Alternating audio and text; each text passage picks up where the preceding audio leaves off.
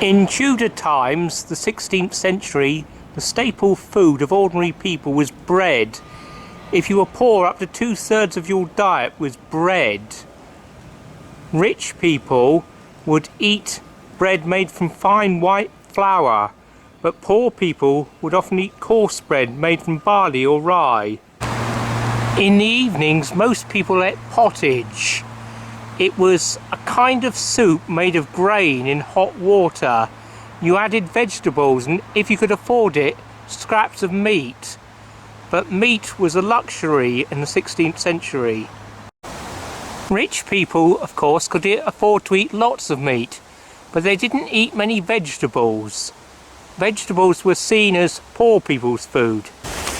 In 16th century England, vegetables included carrots, turnips, cabbages, onions, spinach and leeks. During the 16th century, a new vegetable reached England. It was called cauliflower, and originally it came from Asia. It wasn't till the end, or near the end of the 16th century, that people in England began eating potatoes. Incidentally, it's a myth that Sir Walter Raleigh introduced potatoes into England. The Spanish brought them back from the New World and they spread across Europe, but there's no evidence that Walter Raleigh had anything to do with introducing them into England.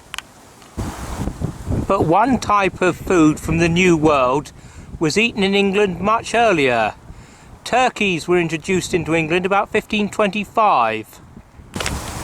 As for fruit, in 16th century England, ordinary people ate things like apples, pears, plums and blackberries.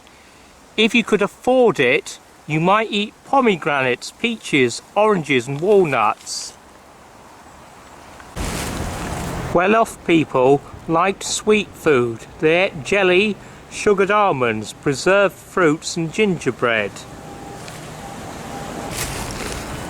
For those with money, marzipan was dyed different colours and used to make models of castles, animals and trees and people, called subtleties. Sugar was expensive, but some people used honey to sweeten their food. On certain days you were supposed to eat fish rather than meat.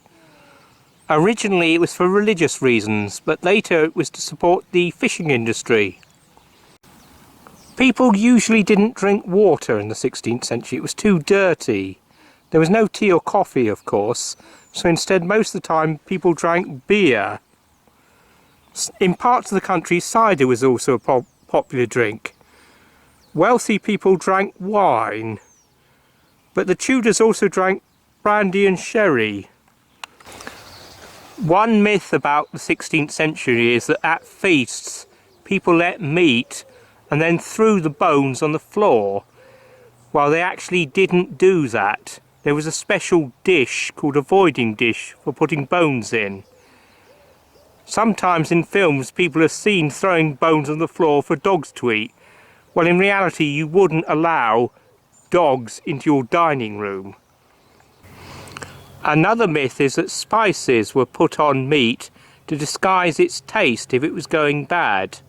While in reality spices in 16th century England were very expensive, so if you could afford spices you could certainly afford fresh meat.